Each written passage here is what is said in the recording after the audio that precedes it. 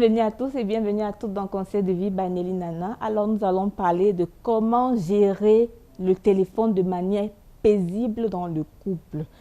Alors, j'ai commencé par dire la dernière fois que quand on commence à fouiller le téléphone de l'autre, ça voudrait dire qu'il y a un problème de confiance, il y a une crise de confiance. Et quand il y a une crise de confiance, la première chose à faire, c'est d'aller vers ce conjoint et essayer de comprendre le comportement de ce conjoint.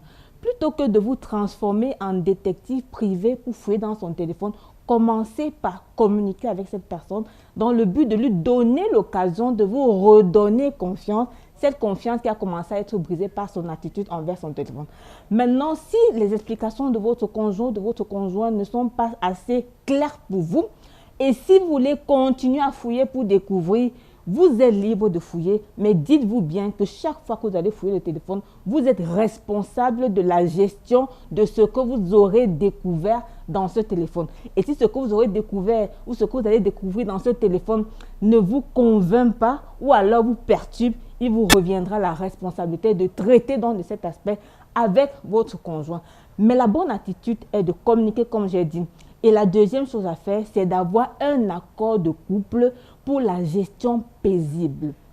J'aide souvent les couples à s'accorder en se disant, si vous n'êtes pas sûr de pouvoir gérer les informations dans le téléphone de votre femme ou de votre épouse, plutôt que de commencer à tripoter ce téléphone, c'est mieux de vous accorder, de vous dire, dans notre couple, personne ne touche au téléphone de l'autre. Maintenant, le problème qu'on a souvent dans ce cas, c'est que les maris qui pensent qu'ils sont chefs de famille et qu'ils savent, parce qu'ils sont effectivement chefs de famille, vont parfois avoir des codes sur leur téléphone et exiger que leur épouse n'ait pas des codes. C'est mauvais, messieurs. Vous ne pouvez pas imposer à votre épouse d'avoir un téléphone sans code, alors que vous qui êtes le chef, qui devez donner la direction, la bonne direction, avez un code.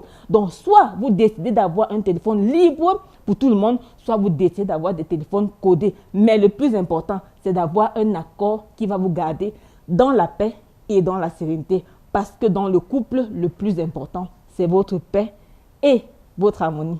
À très bientôt.